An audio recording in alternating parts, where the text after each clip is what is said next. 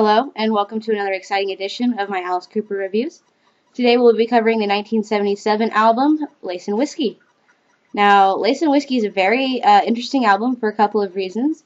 One of the major reasons that a lot of people think this is another concept album, mainly of the Italian mafia sort of style. I personally don't think so, however. I believe it is, there's a few songs that could hint to that, yes, but on the whole, I don't think that the songs are quite close enough in style to be a concept album. So we're going to go ahead and jump right in with It's Hot Tonight. Now, It's Hot Tonight is basically, a song about it being hot. And yes, there is some sexual connotation in it, but it's very interlaced, and some people, might even miss the reference. In fact, I have before. This song is very much a good song to build from. It's a very good, catchy song, and it's one of those songs where I've seen him use it on one of concert footage to start the night and then build from there. Very good style to do so with that. So next we're going to Lace and Whiskey, which is another very interesting point on this album because this is the first song that really talks about his alcohol addiction and about how whiskey is it's his cure, it's his mother's remedy, it fills him with ecstasy, that kind of thing. Also a very good song, but it's very interesting given the point where Alice Cooper is almost at his worst with his alcoholism at this point. So, he finally mentions it in his artwork. Before, the last album, Alice Cooper Goes to Hell, he did mention it in Guilty, talking about a beer-drinking, woman-chasing minister's son. However, that was the only reference, just that one little snippet. This entire song is about whiskey. And so it's a very interesting point. Next, we're going to go ahead and move on to Road Rats. Now, Road Rats is basically about a crew of, people who set up and break down rock and roll band's equipment, the roadies. And basically how much fun they get to have, back in the 70s, about having thousands of one-night stands and having, spending all their money on booze and drugs and stuff and just having a good time, and how they're also very much a close-knit family. Because they're so, they're with each other all the time. So, and it's a very fun, catchy song, as well.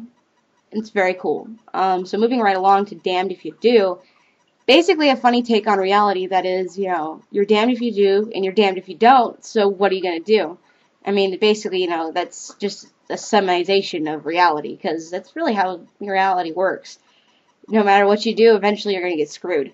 So, not that Alice Cooper intended it for that. He intended it to be a cool song, but that's always what I get from it, because it's so true.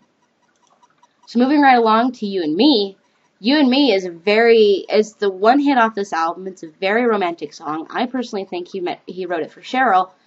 I could be wrong on that, but I personally think that, this was actually, the only reason I think it was a hit was because it was featured on The Muppet Show when Alice Cooper did his episode with The Muppet Show.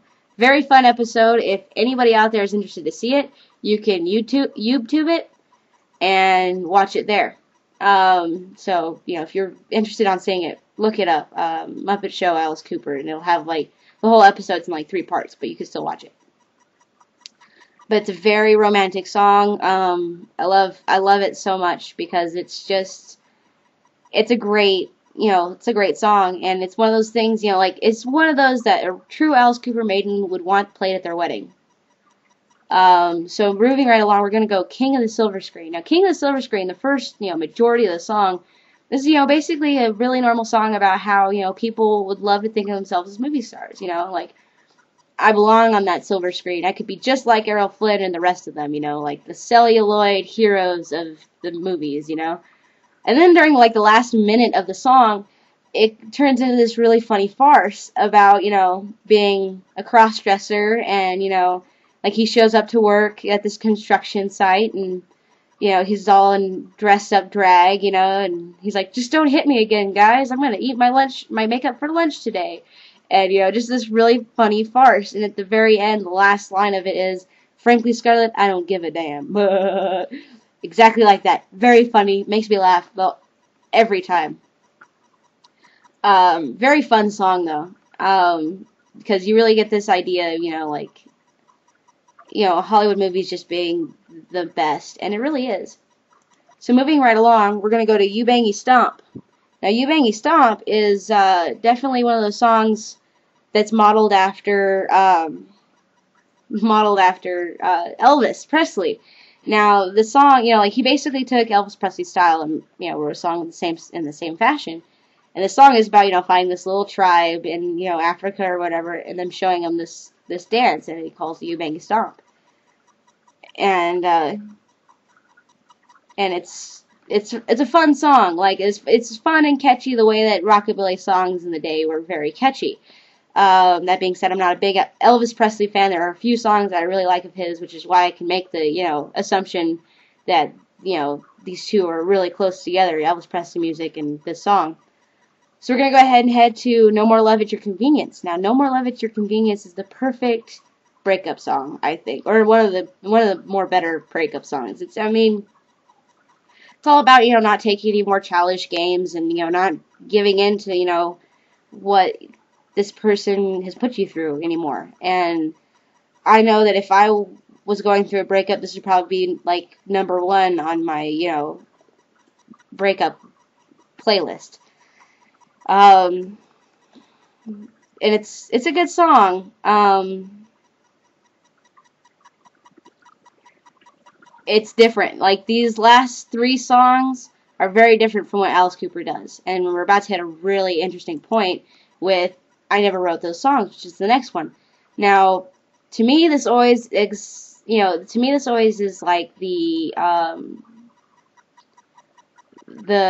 recognition song. Like, he talks about how, basically Alice Cooper at a blackout drunk point was on a tape recorder crying and singing and, doing these things. And then Alice Cooper woke up the next day and didn't remember doing it. And he's like, this isn't me. That's not me. I didn't do this. I never wrote these songs and these kinds of things, And to me, it's very much the idea that he's finally waking up and coming around to the fact that he has an alcohol addiction. And, because this song is a lot closer to me than it could be to some average person, because I have had some serious, alcoholic issues with people in my own life.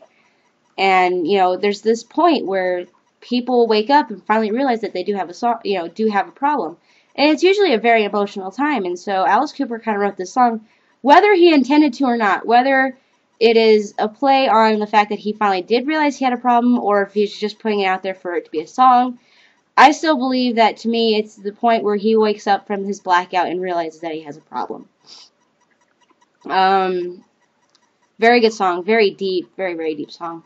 And then next one is My God. Now, My God is very much a churchy kind of song. I mean, not, My God, you'd think so anyway, but it starts off with organ music. To me, it's the lowest point in the album. I can't really listen to it just because I honestly get bored with this song. That being said, other people might really love this song. I don't know. Put your feedback in. Let me know what you think. But,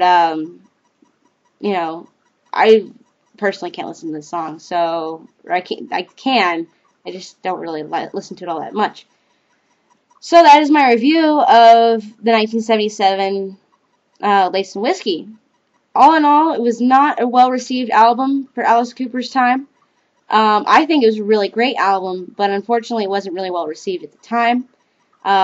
This is the album that he did right before he went into the mental institution and to dry out and, become sober. And, of course, that's why, these interesting points, if you look, it's very much an interesting album if you look at the history of Alice Cooper compared to his work at the time. Very interesting there.